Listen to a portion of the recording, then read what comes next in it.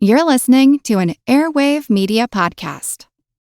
Subtle results, still you, but with fewer lines. Botox Cosmetic, out of botulinum toxin A, is a prescription medicine used to temporarily make moderate to severe frown lines, crow's feet, and forehead lines look better in adults. Effects of Botox Cosmetic may spread hours to weeks after injection, causing serious symptoms. Alert your doctor right away as difficulty swallowing, speaking, breathing, eye problems, or muscle weakness may be a sign of a life-threatening condition. Patients with these conditions before injection are at highest risk. Don't receive Botox Cosmetic if you have a skin infection. Side effects may include allergic reactions, injection site pain, headache, eyebrow and eyelid drooping, and eyelid swelling. Allergic reactions can include rash, welts, asthma symptoms, and dizziness. Tell your doctor about medical history, muscle or nerve conditions including ALS or Lou Gehrig's disease, myasthenia gravis, or Lambert-Eaton syndrome, and medications, including botulinum toxins, as these may increase the risk of serious side effects. For full safety information, visit BotoxCosmetic.com or call 877-351-0300. See for yourself at BotoxCosmetic.com.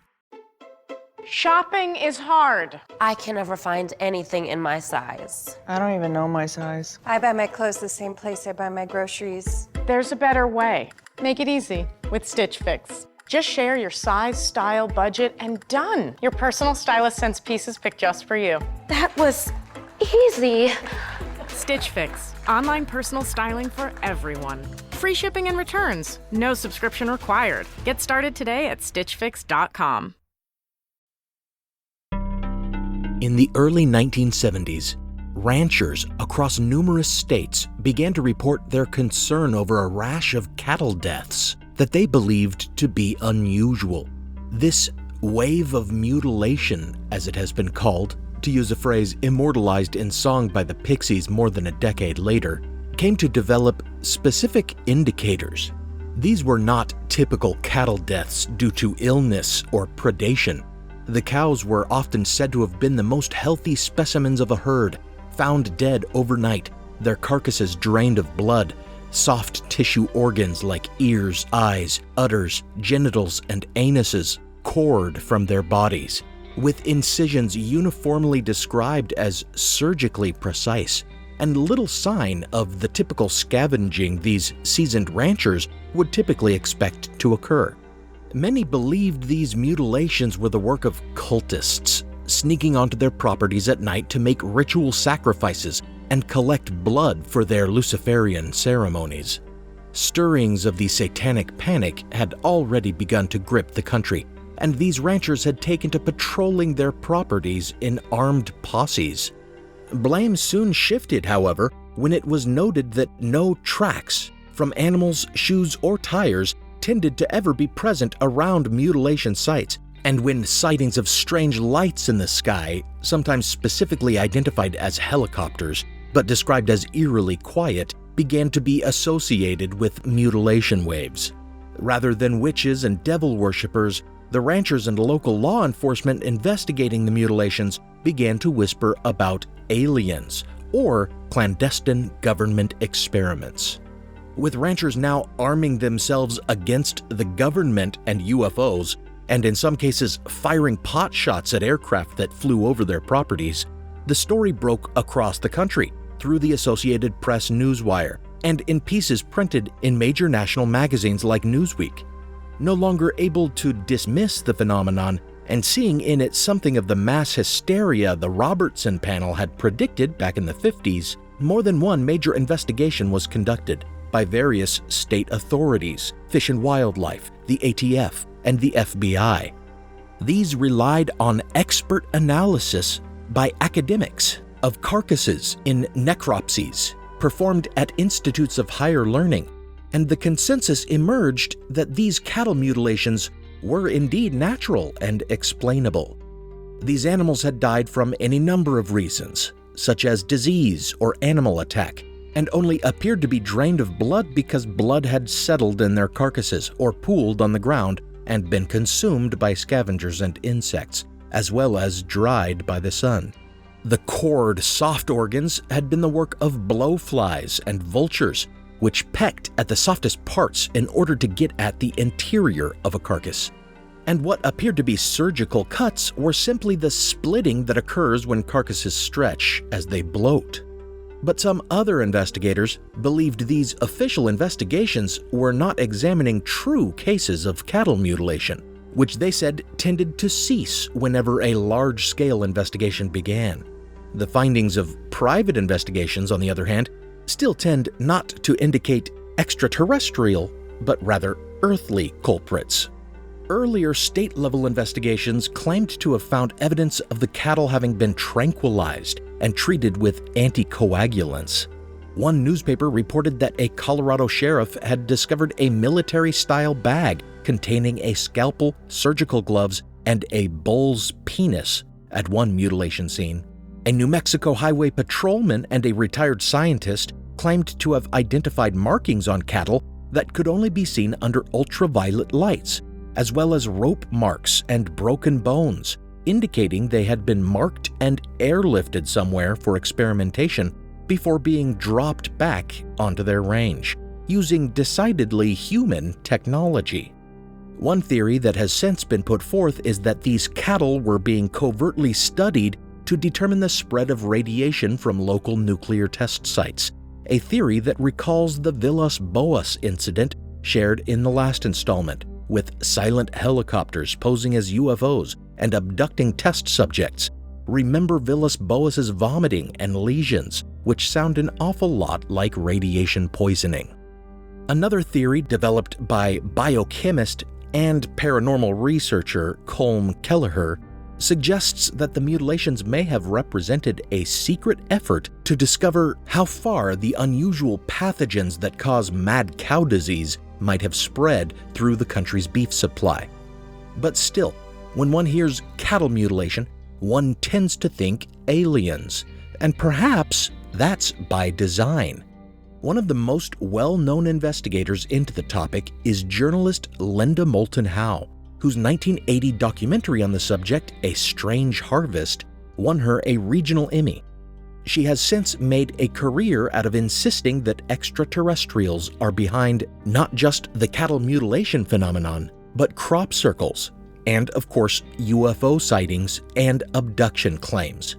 Howe's success earned her a deal with HBO for a UFO documentary, and it also brought her the attention of the Air Force Office of Special Investigations. An agent of the AFOSI, Richard Doty, invited her to Kirtland Air Force Base, where he confirmed that indeed aliens do exist and that the US government had been in contact with them. He showed her official-looking documents that outlined mankind's contact with aliens at Roswell, the existence of a living extraterrestrial survivor of the crash there, and the mind-bending revelation that these aliens had genetically engineered humanity and sent spiritual leaders like Jesus Christ to guide us in our evolution. Doty promised her footage of UFO crashes and landings, of aliens both deceased and living, and he suggested he might be able to arrange a meeting between Howe and this extraterrestrial guest of the government. However, as the government seems to have done in the past to other filmmakers, as detailed in my recent Patreon exclusive, they never made good on their promises, and HBO canceled Howe's project. Richard Doty denies that this meeting ever occurred, but if you know anything about Richard Doty, you know not to believe much of what he says. He certainly was an agent of the AFOSI, though, and we know that at the Air Force's behest, he had shared the very same falsified documents described by Howe with other ufologists, encouraging them to believe the same outlandish and fanciful tales, even if it broke their grip on reality. This is Historical Blindness. I'm Nathaniel Lloyd, and I too have some surprising revelations for you about things the government knows and does. But these are less likely to shatter your worldview and rather more likely to cause outrage and make you lose whatever faith you may still have in the honesty of the government. Thanks for joining me for UFO Disinfo Part 3, The Bennewitz Deception. Before we continue, I want to thank my newest patrons. Thanks Josh, Conchetta, Lynn, Sassy Fracas, Maddie, Dave, Counterfactual Canuck, Mark, Sophia, and Christian. Further thanks to Evelyn for increasing your pledge amount so generously. Thanks for your support. Listeners who pledge on patreon.com/historicalblindness get an exclusive RSS link that will set up an ad-free feed of the show with teasers and exclusive episodes. Usually at least one minisode a month, but sometimes more. Like in this last month, when I released tie-ins after parts 1 and 2 of this series, available exclusively to patrons, about the legendary Men in Black, and possible government involvement in propaganda films promoting belief in UFOs. We recently met one of my first patronage goals, which is very encouraging. If we manage to meet my next goal, we'll be well on the way to me devoting more time to the podcast, hopefully preventing delays between episodes like the recent one. Patron feeds also get episodes early, usually a day early at the lowest tier of $1 a month and up to 4 days ahead of release at higher tiers. And as I mentioned, their episodes contain no ads in the middle of them. So if my mid-episode intermission takes you out of the story, pledging support may be worth it just to get rid of that ad break.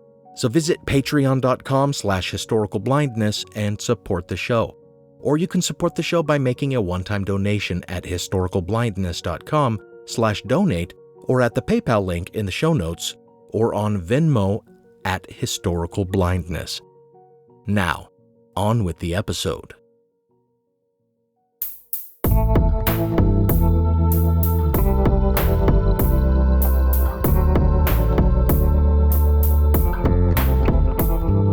Welcome to Historical Blindness. In part 1 of this series, I spoke about the Roswell incident and how it did not become a mythical episode in UFO lore until far later. There was some flap about the original Army Air Force Intelligence Office's press release stating they had recovered a quote-unquote flying disc. It was, after all, the height of the Summer of Saucers. But the retraction that followed hot on the heels of this press release, which included photos of the less than impressive debris and identified it as a weather balloon, really did settle the matter for more than 30 years. It wasn't until 1979 when a high school teacher named William Moore made it into the myth it is today. Bill Moore taught French and Russian for more than a decade in Pennsylvania before moving to Minnesota to teach English at a Twin Cities high school. In his spare time, he pursued writing, with a special interest in UFOs. Some initial investigative pieces for the National Investigations Committee on Aerial Phenomena, NICAP, led to Moore's co-authoring of the Philadelphia Experiment in 1978, a poorly supported account of the supposed disappearance of a U.S. Navy destroyer escort. Moore's book relied entirely on rumor rather than on direct eyewitness reports, and came to the dubious conclusion that the ship's disappearance was the result of experimentation with a top-secret cloaking technology. But despite its faults, it earned him a reputation as a spinner of credible-seeming paranormal accounts. Thereafter, while on the book promotion circuit, he met Stanton Friedman, a former nuclear physicist turned professional ufologist, who over the course of his long career would be both praised for his scientific approach to the investigation of UFOs and criticized for his credulity and his fallacious arguments from ignorance. Moore and Friedman forged the Roswell myth together, and Bill Moore's reputation as an investigator in the ufologist community was established.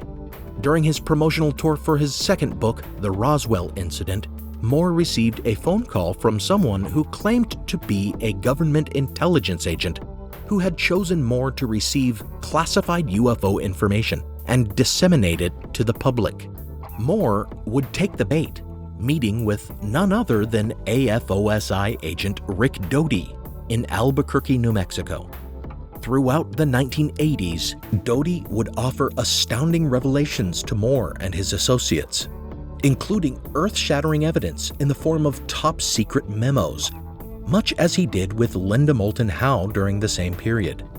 While Doty asked Howe only that she include these materials in her film, though, he had a further stipulation for Moore. In order to get his glimpse behind the curtain, Moore would be asked to spy on the investigations of fellow ufologists, and even to feed them false information. Moore accepted the arrangement, and during the following years, he collected supposedly genuine evidence of alien contact and government cover-up from Doty while leading his first target, one Paul Bennewitz, down a rabbit hole of disinformation and madness. In the end, when his efforts did real psychological harm to Bennewitz, and the documents Doty had been feeding him also began to be uncovered as fakes, Moore came clean in a dramatic keynote speech at the Mutual UFO Network conference in Las Vegas in 1989, confessing to his disinformation activities. "I would play the disinformation game," he said, despite the interruptions of boos and hisses from the audience. "Get my hands dirty just often enough to lead those directing the process into believing that I was doing exactly what they wanted me to do, and all the while continuing to burrow my way into the matrix so as to learn as much as possible about who was directing it and why." This would be the end of Bill Moore's ufology career, as his declaration, rather than being seen as an important revelation of the government's campaign of disinformation against ufologists, was instead taken as a confession of his betrayal, making him a pariah. Still, for years afterward, Bill Moore would attempt to justify his cooperation with the AFOSI's disinformation efforts. Bill Moore should know all about disinformation efforts. He admits that he was part of one in the 1980s, working hand in hand with Air Force intelligence in a scheme to discredit a UFO researcher, a man who subsequently suffered a mental breakdown. Moore defends his motives. My involvement was only with the motive of learning how the process worked, who was involved with it, and ultimately, if I could, what was behind it. Why is the government doing this kind of thing? I never did quite learn why, but I did learn who, and I learned a great deal about how. The eventual target of Rick Doty's and Bill Moore's disinformation campaign, Paul Bennewitz, should not be dismissed as a mere nutcase. In 1969, while pursuing his PhD in physics, he started a successful tech company in New Mexico, Thunder Scientific, manufacturing instruments for gauging humidity and temperature for the Air Force and NASA. So frequent was his business with the military that he settled down and established his lab right near the borders of Kirtland Air Force Base. As a pilot with a history of service in the Coast Guard, Bennewitz admired the servicemen and officials he dealt with at Kirtland. He was a happy family man, interested mostly in playing his guitar and reading Western novels whenever he found any spare time. But he also had long been interested in UFOs. He was a member of the Aerial Phenomena Research Organization, or APRO, and sometimes consulted for them as a scientific expert. In 1979, this interest would begin to consume him. That April, a former astronaut turned senator, Harrison Schmitt, held a news conference in Albuquerque about a spate of cattle mutilations across New Mexico. In the audience was Paul Bennewitz, who became convinced cattle mutilations were the work of extraterrestrials and made the acquaintance of some of the phenomenon's principal investigators. Also present were numerous representatives of interested government groups like the FBI and also the AFOSI. In retrospect, this may have been the first time that Bennewitz showed up on their radar, so to speak. Later that year, when Bennewitz was out watching the stars on the second-story deck of his rather posh home, he noticed what appeared to be lights of various colors hovering and swooping around the Manzano Mountains within Kirtland Air Force Base. Throughout the rest of the year, Bennewitz went onto his deck nightly, setting up a surveillance platform with telephoto cameras aimed at the military installation in an effort to capture this aerial activity on film. In his mind, he was not spying on secret Air Force activity. These lights appeared to travel great distances almost instantaneously, and he was convinced that they were extraterrestrial craft. As his investigation developed over the next year, he began aiming other instruments at the base and started detecting electromagnetic pulses that he believed were signals emitted by the UFOs he was filming.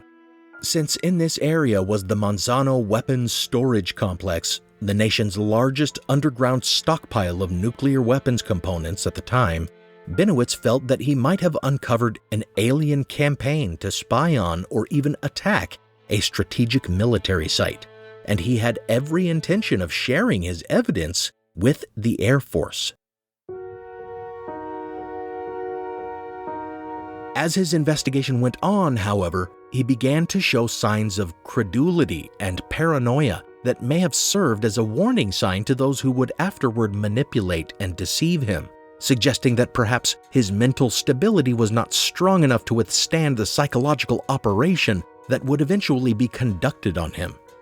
In mid-1980, while he was still collecting evidence on the aliens over Manzano from his deck, one of his contacts in the cattle mutilation investigation referred to him a woman named Myrna Hansen, who claimed to have had a close encounter of the fourth kind, otherwise known as an abduction experience.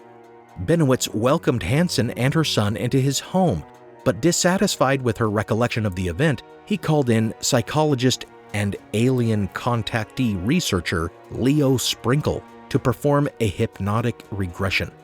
The reputation of Sprinkle himself and the problems inherent in the entire practice of hypnotic memory recovery need not be explored in depth here for me to make the point that the man and the memories he supposedly recovered from his patients' unconscious minds are extremely suspect.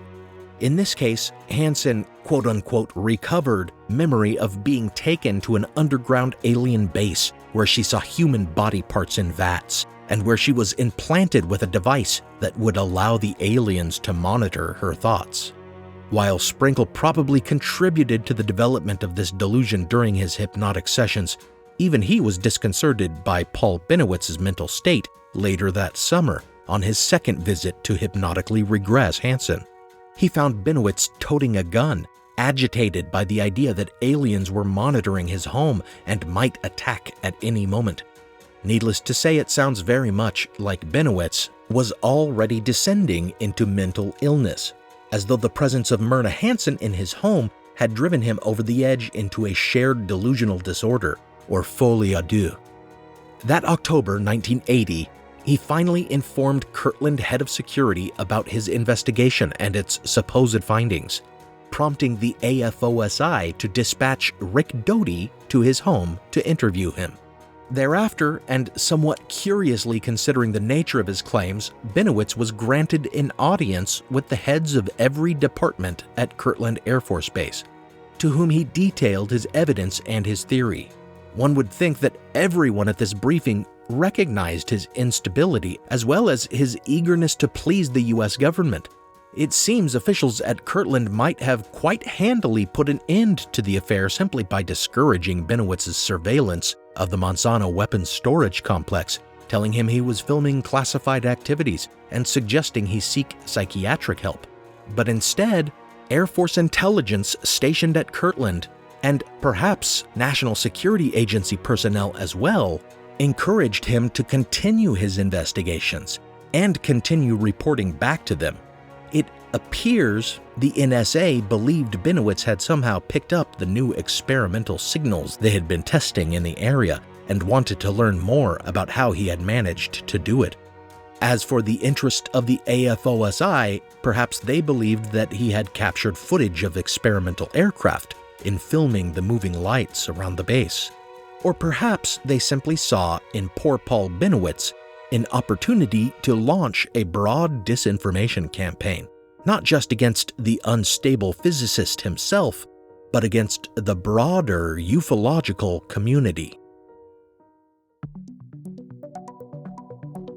By the time Bennewitz gave his briefing at Kirtland, AFOSI Special Agent Rick Doty, who had been stationed at Kirtland for a year, had already begun an ambitious disinformation campaign.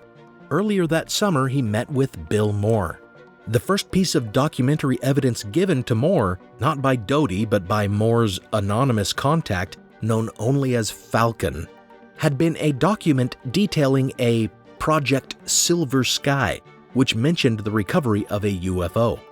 Further investigation had revealed this to be a forgery. And at Moore's first meeting with Doty in Albuquerque, he confronted his AFOSI contacts about the deception. Stupidly enough, Doty assured him that had only been a test, which Moore had passed. This was when Moore struck his Faustian bargain, agreeing to inform on and feed false information to his fellow ufologists in exchange for the real intel on UFOs. In November, just 7 days after Bennewitz's fateful presentation, Moore too was summoned to Kirtland, shown a document marked secret with analysis of Bennewitz's footage and mention of a Project Aquarius. Moore was subsequently tasked with befriending Bennewitz, which with Bill Moore's ufologist clout was a simple task, and early the next year, Doty gave Moore a document similar to the one he had seen months before, instructing him to show it to Bennewitz. There had been, however, some curious additions to the document. It now mentioned an organization or group called MJ12 that received exclusive access to the results of Project Aquarius. These documents encouraged Bennewitz to fall ever further down his rabbit hole, as they indicated that the Air Force, NASA, and even higher, more secretive authorities were very interested in his findings and took them very seriously.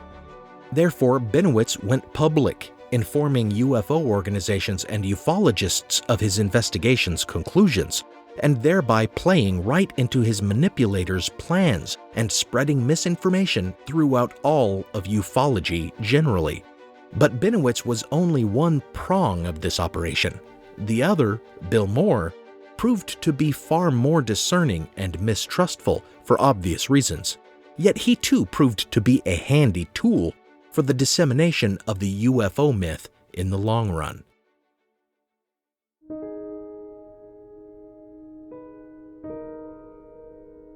Bill Moore first learned about Project Aquarius and the shadowy organization known as MJ12, later to be revealed as Majestic 12, from the documents that Rick Doty had shown him. The mythos developed by these documents became the subject for a fiction book that Moore had worked on for a number of years. Essentially, Aquarius was thought to be the real UFO program, buried under layers of secrecy so that it could deal with genuine alien contact, unlike the sham public-facing program Blue Book. And the Majestic 12 were the high-level panel of powerful individuals who oversaw the project. This story certainly made for compelling fiction, and in it we see many of the crazier beliefs still cherished by the UFO fringe. UFO crashes at Roswell and Aztec were real. The government had recovered alien corpses, but also a living extraterrestrial biological entity, or EBE, with whom we had communicated and learned a great deal. There were 3 ET species visiting the Earth, one benevolent, one bent on exploiting our resources, and a third, the Greys, who were responsible for mutilating cattle and abducting people as part of a program for the harvesting of genetic material. Mankind's presence on Earth was a result of such genetic manipulation, and human history had been guided by one or more of these alien species through figures such as Christ, Muhammad, and even Hitler. This is the same mythos, using the same official-looking documents that Doty would present to Linda Moulton Howe. Indeed, it may be that Doty was encouraging Moore to publish a book with these claims as nonfiction. Moore certainly must have known better than to believe the contents of the Aquarius documents, which Doty openly admitted were disinformation, but Moore reportedly had wanted to present the material as nonfiction before his writing partner insisted it would have to be fictionalized since they had no evidence of the outrageous claims. Thereafter, though, Moore served as the conduit for the dissemination of documents that seemingly confirmed Majestic 12's existence. I've spoken about this before in my episode The Great Los Angeles Air Raid and the Secret Memos of Majestic 12. These documents were slipped through the door of Bill Moore's TV producer, and afterward corroborating evidence of the documents was turned up by Moore in the National Archives. The papers have since been roundly debunked as forgeries, based on factual errors in their content, typeface inconsistencies, and indications that the corroborative memo, which lacked an archival register number, may have simply been planted in the National Archives by Moore or someone else. Whether or not Moore was an active participant in every level of this hoax, in his role as an AFOSI stooge, is difficult to determine. He may have disbelieved most of the contents of the mythos established by the Aquarius documents, and yet believed that some element of truth may have been present in them. Thus, when the Majestic 12 documents appeared, still believing that he would be given the genuine documents promised him, he may have been played for a fool by Doty. Whatever the case, the fact that the MJ-12 hoax, as well as most major elements of modern UFO mythology, can be traced back to one Air Force intelligence agent tasked with feeding false info to the public should be enough to make a staunch skeptic of any true believer. Now for a brief intermission.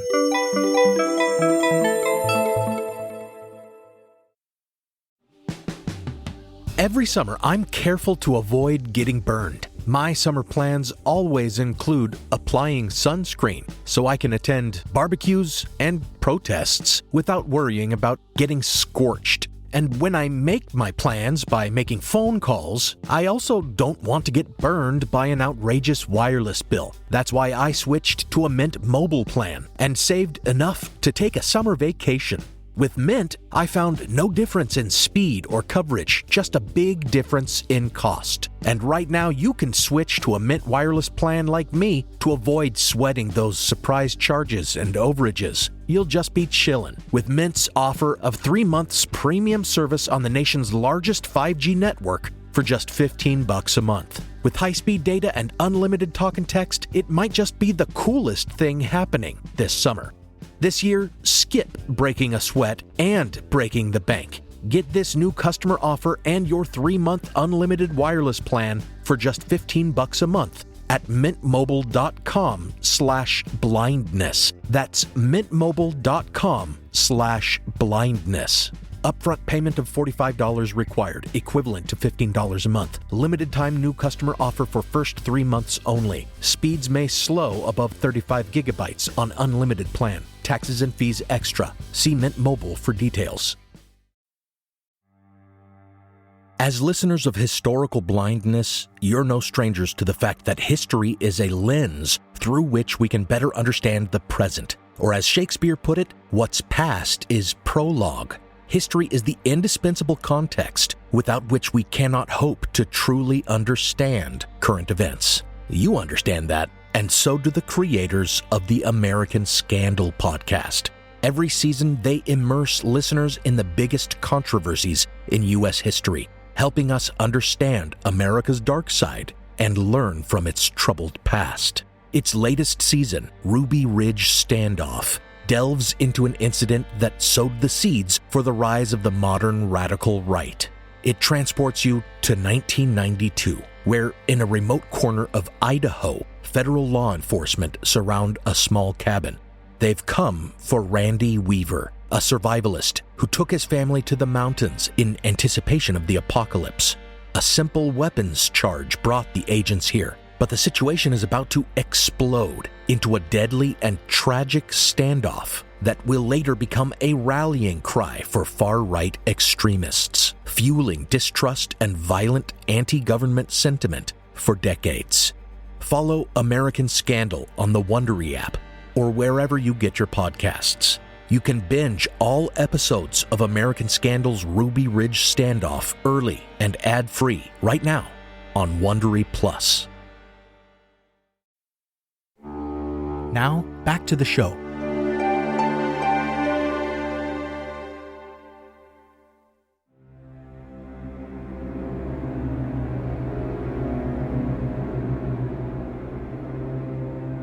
To Paul Bennewitz, already teetering on the edge of a paranoid mental break, the slow disclosure of the Aquarius mythos served to reinforce his most nightmarish delusions. They confirmed his assumptions about the malevolent nature of the aliens whom he believed had abducted and tagged his friend Myrna Hansen.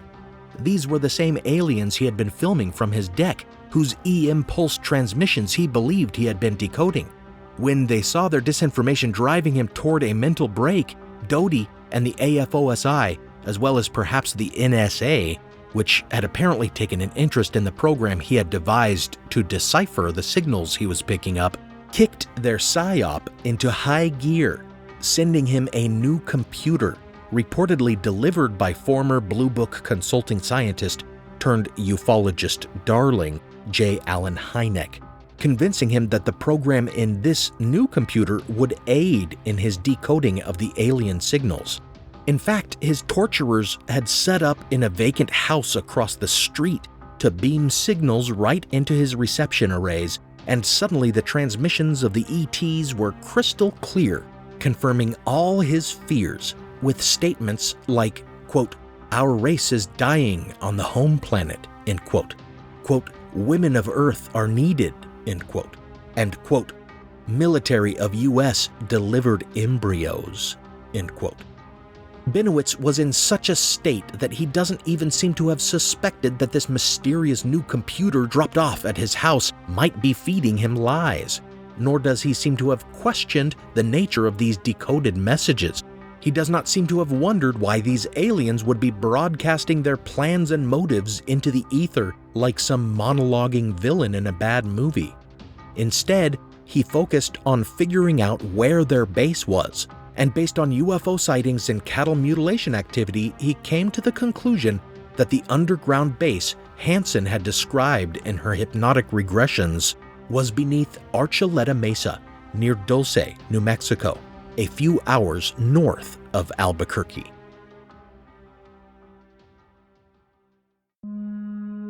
Whether his AFOSI handlers led Bennewitz to focus on Archuleta Mesa, wanting his attention turned away from the activities around the Manzano weapons storage complex, is uncertain. But Rick Doty has admitted to encouraging his belief in what would come to be known as Dulce Base. The Air Force actually began hauling old equipment out to Archuleta Mesa, derelict vehicles and structures, and even standing vents connected to nothing that made it appear as if some complex had been built into the mountain. Kirtland dispatched special forces to stand around like they were guarding something, and the local army base was incentivized to use the mountain for their training exercises. These military forces cleared brush for helicopter landings and even set up powerful lights to sweep across the clouds, simulating the strange lights Bennewitz filmed over Manzano. All this, according to Doty, to encourage Bennewitz, who had taken to piloting his own plane over Archuleta Mesa, searching for evidence of his theory. It seems a big expenditure of money and manpower just to encourage a nosy UFO theorist. And unsurprisingly, it worked. By the late 1980s, when both Moore and Doty claimed their PSYOP against Bennewitz had ceased, Bennewitz spiraled. He couldn't sleep, believing aliens were creeping into his bedroom and drugging him. He described waking in his car in the middle of nowhere with no memory of how he had gotten there. Eventually, he began accusing his own wife of being under alien control, and after barricading himself into his house, his family finally had him committed. Both Moore and Doty have told interviewers that they considered Bennewitz a friend and had tried to caution him against pursuing his obsessions any further, seeing how it was affecting his mental health. But this sounds an awful lot like someone trying to save face.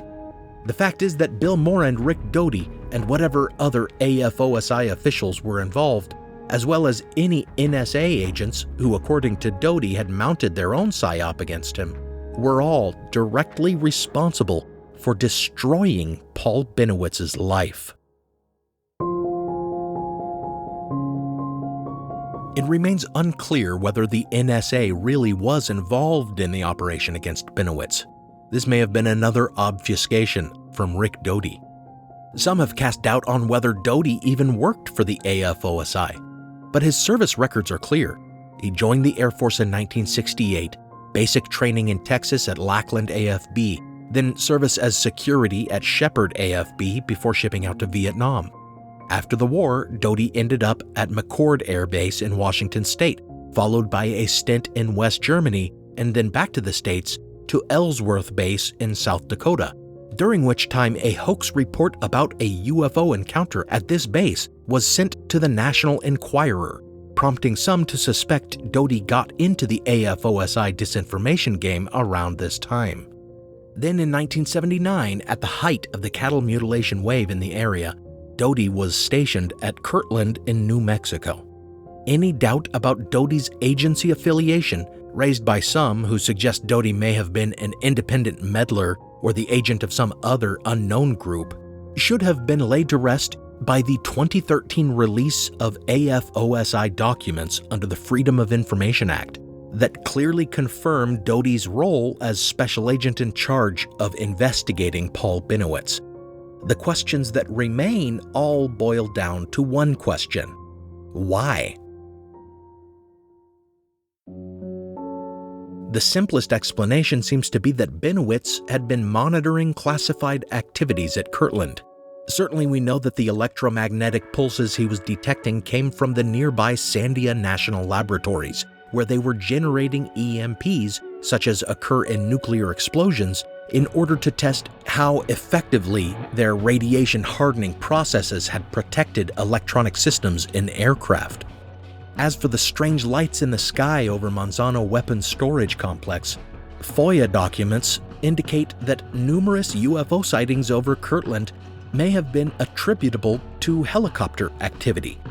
Indeed, the cattle mutilation incidents in the area were also sometimes accompanied by reports of silent helicopters. One might think back to Bosko Nedeljkovic's claim about Operation Mirage, in which helicopters were specially equipped with strange lights in order to appear as UFOs, and how his claims accorded well with the account of abductee Villas Boas. The silent chopper has long been a fixture of government conspiracy theory, and as such is dismissed by some as nonsense. But the fact is that the Pentagon began developing stealth helicopters with noise reduction technology back in the late 1960s, and rotor acoustics research has developed steadily ever since. We now know that a quiet helicopter has been flying since as early as 1972. The Hughes 500P, which used contra-rotating coaxial rotors as well as an exhaust muffler, was able to reduce noise substantially. And as recently as last year, Army Research Laboratory Public Affairs announced research into electric vertical takeoff and landing, or eVTOL, aircraft, utilizing the kind of technology commonly seen in commercial drones to develop silent and absolutely maneuverable aircraft. If the Army is openly publishing press releases about this research, and the technology itself has been so widely available that civilian hobbyists have been using it for years, it takes no great stretch of the imagination to believe the US government has been using it in secret for far longer.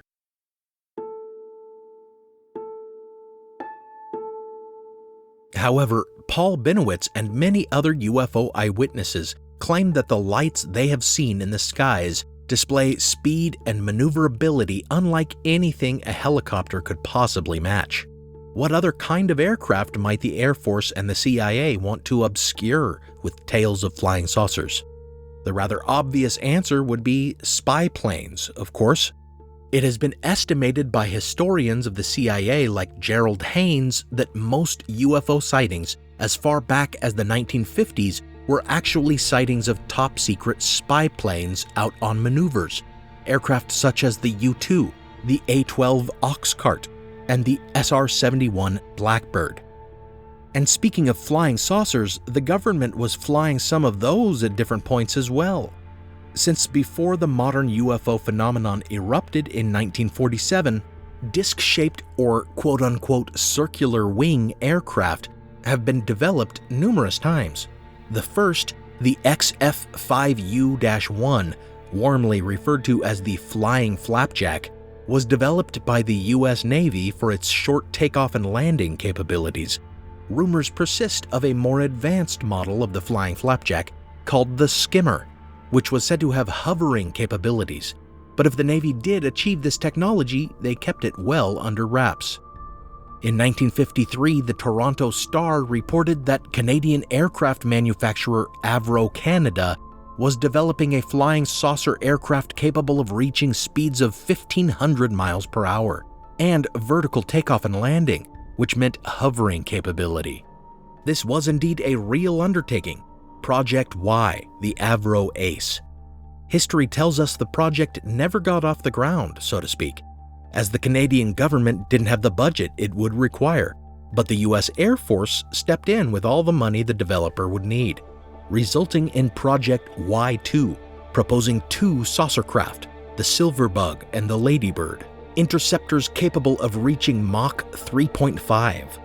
These designs further developed into the Avro IMEX 1794 turbojet flying disc, which underwent wind tunnel testing at Wright-Patterson and then promptly disappeared after Avro announced a forthcoming prototype in 1957.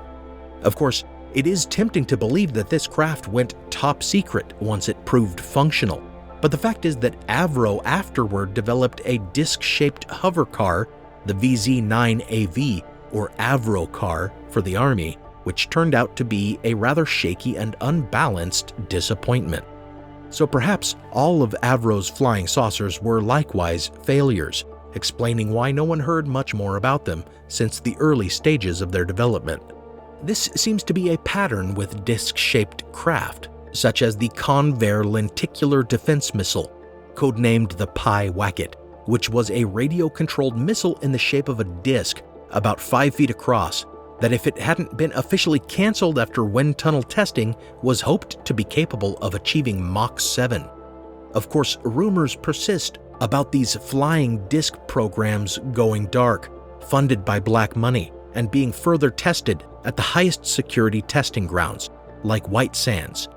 Given what we know about the secrecy surrounding the development of other spy planes, and even more recently with stealth airstrike drones, it does seem far more rational, if equally speculative, to believe that most UFO eyewitnesses, when they weren't mistaking natural phenomena for an aircraft, were actually seeing experimental aircraft like these.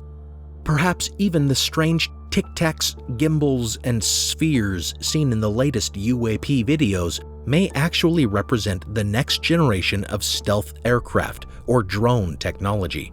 Projects that the US government would prefer the public believe are alien spacecraft, in order to preserve, for some further years, the secrecy of a game-changing technology.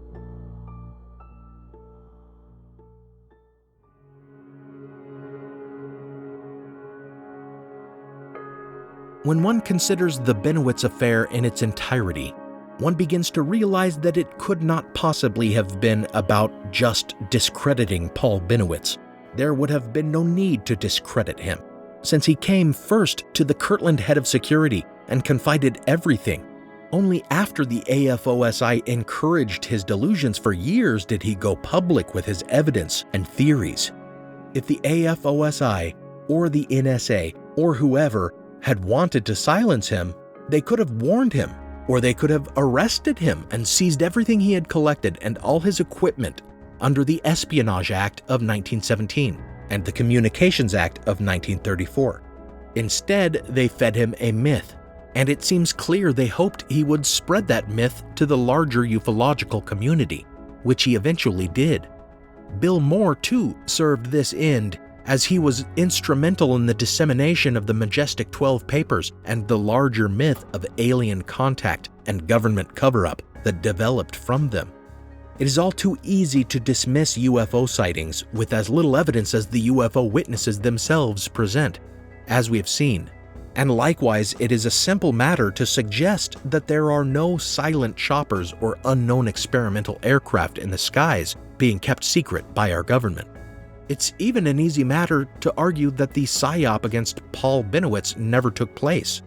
Bill Moore is a liar, you might say, and perhaps he anticipated some other result from his confession, rather than the ruin of his reputation with his audience, and therefore the self-destruction of his writing career. Rick Doty, too, is a liar, even according to his own version of events, which changes from telling to retelling. If documents prove he worked for the AFOSI, They do not prove that he took point in this psychological operation against Bennewitz. And the Air Force, of course, denies any knowledge of such disinformation campaigns. Furthermore, we know that even after his retirement, Doty appears to be up to his same old tricks. In 2005, an anonymous source calling himself Request Anonymous revealed to ufologists via email a UFO myth much like the one Doty is said to have previously passed off on Linda Moulton Howe, Bill Moore, and Paul Bennewitz. After a saucer crash in New Mexico in '47, an EBE survivor commenced communication between aliens and the US government. In this story, 12 US astronauts left on a spacecraft in 1965, bound for the alien world of Serpo in Zeta Reticuli, much like the iconic ending of the film Close Encounters of the Third Kind. However, the physics of the story didn't add up, and on further investigation into the IP address of Request Anonymous, the informant turned out to be none other than Richard Doty, who was active under his own name on the same web forum.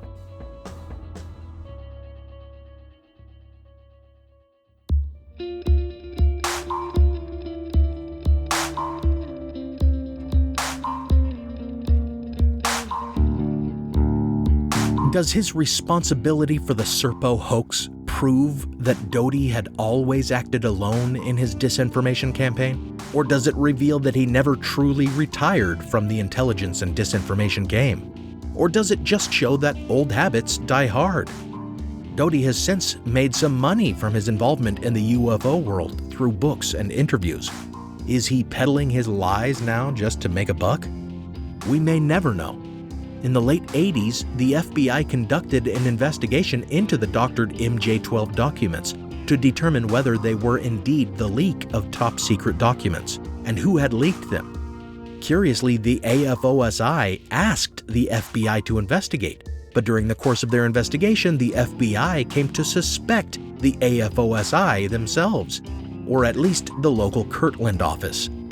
In the end, though, they could determine only that the documents were bogus, not who was responsible for them. Once again, it is easy to say there is nothing here, that if there was a conspiracy against Bennewitz or the larger ufological community, that it was localized, unofficial.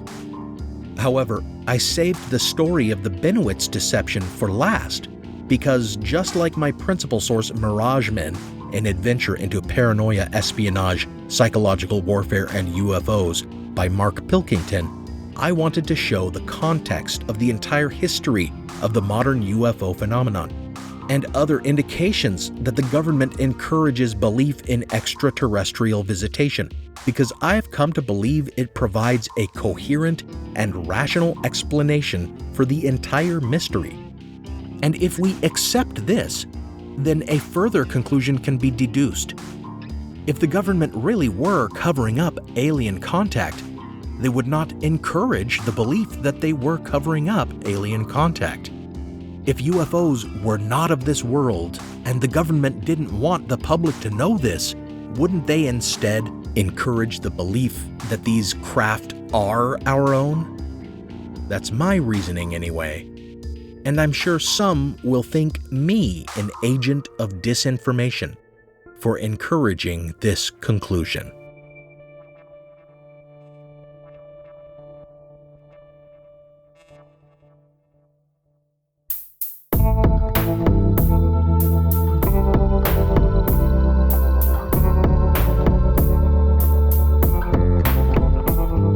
Thanks for listening to this episode of Historical Blindness.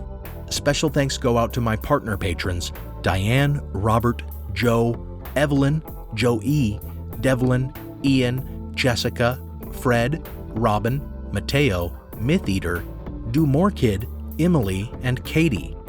Now that you've reached the end of the series, I can reveal that you've been inducted into an anti-disinformation campaign. I will continue to feed you the lies if you promise to go out into the world and debunk them. Visit alexkishmusic.com and contact him to get compositions for your own projects. Additional music from Kai Engel and from Kevin MacLeod, licensed under a Creative Commons Attribution license. Check out the show notes for a list of the tracks used. You can support the show by pledging on Patreon or by signing up for a 14-day trial of the Great Courses Plus at my custom URL. Find those links in the show notes. You can also make one-time donations to support this podcast on the website or at the PayPal link in the show notes. Follow the show on social media and give it a review, especially on Apple. Until next time, remember, some mistrust of authority is healthy, but when it becomes irrational, that way lies madness.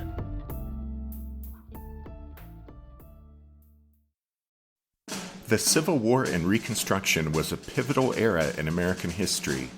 When a war was fought to save the Union and to free the slaves. And when the work to rebuild the nation after that war was over turned into a struggle to guarantee liberty and justice for all Americans. I'm Tracy. And I'm Rich. And we want to invite you to join us as we take an in-depth look at this pivotal era in American history. Look for the Civil War and Reconstruction wherever you find your podcasts. This is Jen. And Jenny. From Ancient History Fangirl, and we're here to tell you about Jenny's scorching historical romantasy based on Alaric of the Visigoths, Enemy of My Dreams. Amanda Boucher, best-selling author of the Kingmaker Chronicle, says, quote, "This book has everything: high-stakes action, grit, ferocity, and blazing passion. Julia and Alaric are colliding storms against a backdrop of the brutal dangers of ancient Rome. They'll do anything to carve their piece out of this treacherous world and not just survive, but rule." Enemy of My Dreams is available wherever books are sold.